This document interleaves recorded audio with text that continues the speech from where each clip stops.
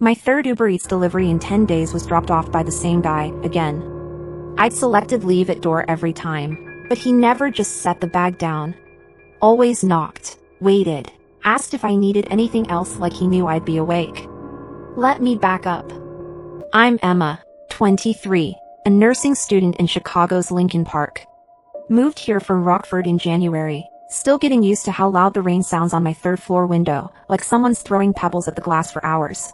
My apartment's a studio above a laundromat on Armitage Avenue. The building's 80 years old, so the hallway lights flicker and the security camera by the stairs only works when it feels like it. Landlord says he's waiting on parts, code for too cheap to fix it. Nursing school's a grind. I'm at the hospital 12 hours a day, then study till 2 a.m. I don't have time to cook, hence the delivery habit. First time he showed up, mid-February, black North Face jacket, jeans, name Mike on the app. No photo, just a generic icon. He handed me my Chipotle bowl with a smile. Long day, he said. I mentioned I was a student. Nursing? He nodded like he'd guessed. Tough program. My sister did it. I didn't think twice. Second time, a week later, Thai food. He commented on my Hunter rain boots by the door, those hold up. I had a pair once. Soaked through in 10 minutes. Small talk. I told myself. Third time. He dropped off a Starbucks latte, blonde roast, extra shot, my go-to, and said, late night again. Your lights were on till 2 a.m. Tuesday. That's when the back of my neck went cold. How did he know my schedule? I laughed it off. Yeah, pharmacology's a beast, but when I shut the door, I checked the app. His rating was 4.9, 217 reviews. All generic. Asterisk fast, friendly, got my order right. Asterisk no photo. No bio. Just Mike. I started ordering from different places, Chipotle, the Thai spot, a burger joint down the street, to mix it up. But he still showed up. Every time. The restaurant was one of my usuals. Like he was waiting for my name to pop up on the driver app. I texted my friend Mia, who lives in Wicker Park. Asterisk this delivery guy keeps showing up. Kinda weird. Asterisk she wrote back. Asterisk probably just likes the area. Relax, you're paranoid. Asterisk. Paranoid. Yeah, that's what I told myself too. Until the fifth time. It was 11:30 p.m., and I'd just finished a 3-hour study session on drug interactions. The knock came, sharp, familiar. I opened the door to Mike, holding my pad thai. He handed it over and said, I saw your mom's Facebook post, Rockford's cherry blossoms are blooming. Must miss that. My blood turned to ice. I'd never told him where I was from. My mom doesn't have Facebook, I lied. He smiled, not breaking eye contact. Must be someone else. Sorry. He turned to leave, then paused. Nice sweatshirt. Northwestern Nursing, right? I looked down. I was wearing my school hoodie, emblazoned with the logo on the sleeve.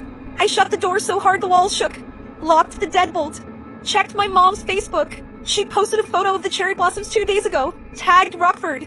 IL, her profile's public. He found her through me. I spent the next hour scrolling through Mike's Uber Eats reviews.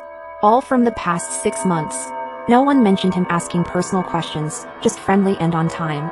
I tried to report him, but the app only let me flag rude behavior or wrong order. Nothing foreign knows my mom's Facebook. Mia came over the next day, bearing wine and a can of pepper spray.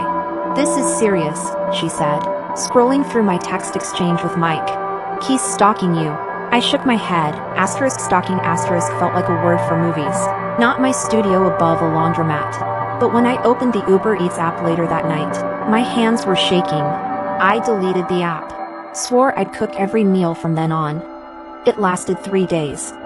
I was mid-shift at the hospital, 12 hours of taking vitals and chasing doctors, when my phone died. By the time I got home, it was 9 p.m. I was starving, and the only thing in my fridge was a carton of expired yogurt. I caved, downloaded Uber Eats again, ordered a chicken burrito from Chipotle, selected leave at door. 40 minutes later, the knock came. I looked through the peephole. It was Mike. My throat closed up. I didn't move. He knocked again, harder. Emma, I know you're in there. I brought an extra shot. You like blonde roast, right? blonde roast. My coffee order. The one I'd only told the Starbucks barista down the street. I grabbed my phone, hands shaking, and texted Mia, "He's at my door. Call 911. I heard him jingle something, keys." No, he couldn't have my keys. I ran to the window, threw it open, and yelled, "Help! Somebody help!" The rain was coming down hard, soaking my hair. A guy walking his dog across the street looked up. "You okay?" he yelled. I nodded, pointing at the door. "Call the cops." I heard footsteps, quick, retreating. When I looked back through the peephole, Mike was gone. The police arrived 10 minutes later. Officer Lee took my statement, then checked the building's security camera footage. Landlord had finally fixed it the week before. The feed showed Mike standing in the hallway at 9:15 p.m., staring at my door. At 9:20, he pulled something from his pocket, a pick, a screwdriver, and jiggled the lock. He was trying to get in, Officer Lee said, his voice tight. "We'll put a patrol on the block. Change your locks tomorrow. And don't open the door for anyone you don't know." I spent the night on the couch, Mia beside me, pepper spray in my hand. We didn't talk. I just stared at the door, waiting for the knock to come back. The next day, I changed the locks. Deleted Uber Eats for good. Mia stayed over for a week, and when she left, she made me promise to text her every night at 10 p.m., proof of life, she called it. I started cooking meals on Sundays, chili, pasta, roasted veggies, anything I could reheat between classes. A month later, I got a notification from Uber Eats. * your driver Mike has updated his profile. * I clicked it before I could think. His photo was new, a guy with a scar running down his jaw, eyes cold. The reviews were gone. All 217 of them. The police said they're investigating, but I know how this goes. No witnesses. No physical harm. Just a creep who knows too much about me. Last night, I was making tea. It was raining, cold, steady, and I looked out the window. A guy in a black North Face jacket walked by, looking up at my window.